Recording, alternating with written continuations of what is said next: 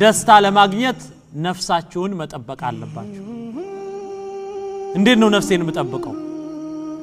መብላት ባላችሁበት ሰዓት መብላት መተኛት ባላችሁበት ሰዓት መተኛት አለባችሁ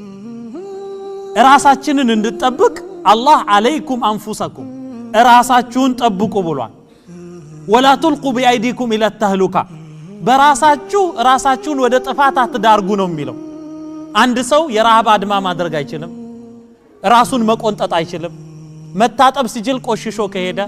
ጸጉሩን ማበጠር ሲችል ተንጨባሮ ከሄደ ቦርኮ ሆነ ከሄደ አላህ ይጠይቀዋል እህታችን አያችሁ እህታችን አንዲት ሚስት ባሏ ፊት ማለት ነው የሆነች ዝርፍትፍት ብላ መቅረብ የለባትም አያችሁ ክሽን ብላ ጽድት ብላ ጸጉሯን አበጠራ ሲዋክ አድርጋ እንደዚህ ሀከዛ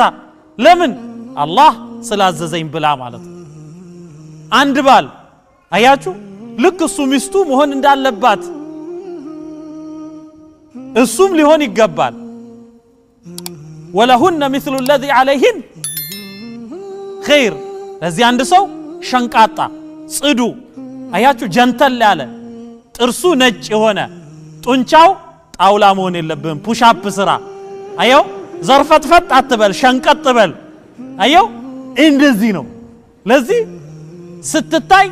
አቡ እንዴት ያምርበታል ጀንተል ያለ አዎ እንዲህ መሆን አለበት ለምን ነፍስን መጠበቅ ዲን ነው አላህ በእኛ ላይ ያስቀመጠው ሐላፊነት ነው እንቅልፋችን ሰዓቱ ሊጠበቅ ይገባል ምግባችን ሰዓቱ ሊጠበቅ ይገባል አያችሁ ራስን መጠበቅ ይሄ የደስታ ምንጭ ነው